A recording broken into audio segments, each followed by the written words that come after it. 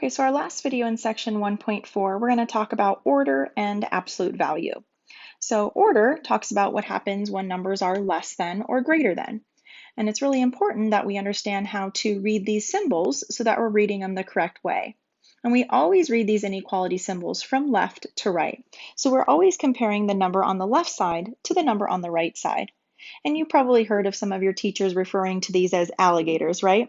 Because that's kind of the easiest way to kind of recognize which one is greater than or less than, because the alligator always wants to eat the bigger thing.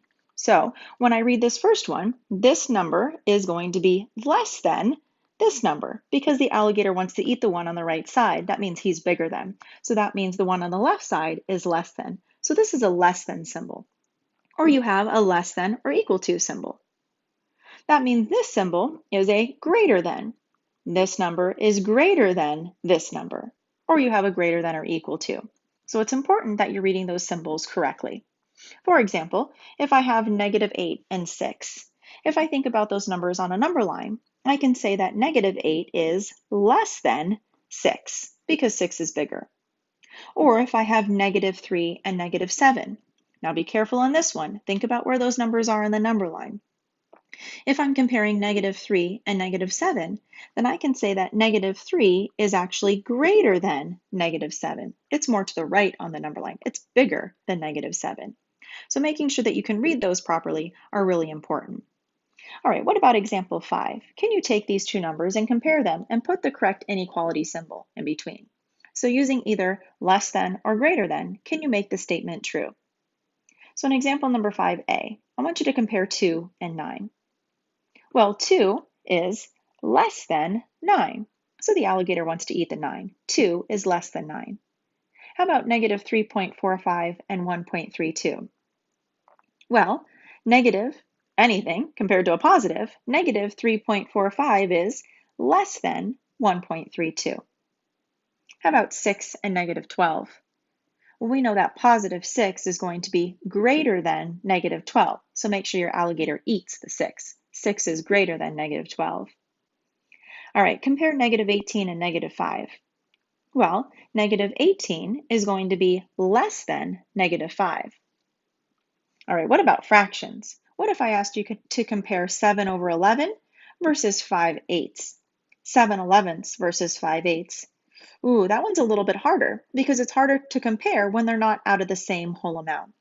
So what you might want to do on this one is get them to be a common denominator. So that way they're easier to compare if they have a common denominator. So what common denominator, would be between 11 and 8? What number does 11 go into and 8 also go into? I did 88.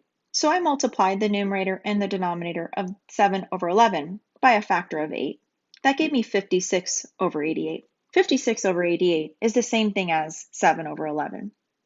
I'm also going to get the 5/8 into a denominator of 88. That means I'm going to multiply the numerator and the denominator by a factor of 11. When I did that, I ended up getting 55/88. And now that they're out of the same total amount, it's a little easier to compare.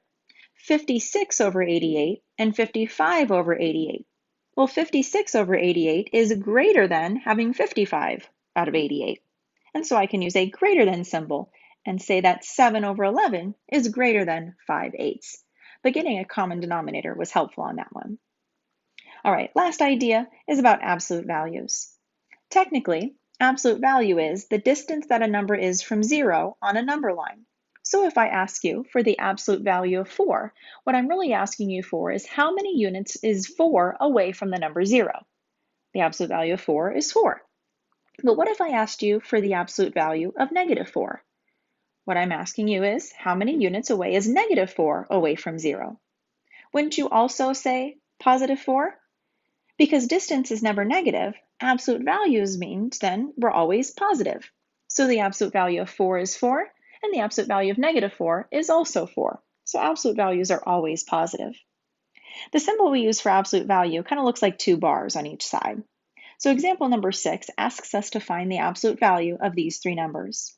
What would you say the absolute value of -3 is? How many units away is -3 from the number 0? 3, right? +3. So then what's the absolute value of 7.2? Well, how many units away is 7.2 from the number 0? Well, it's positive 7.2. So you see that the absolute value of a negative number and the absolute value of a positive number are both still positive values, 3 and 7.2. So what would you say the absolute value of 0 is? Well, how many units away from 0 is 0? That's kind of a trick question. It's just 0, right? So absolute values, remember, are always positive.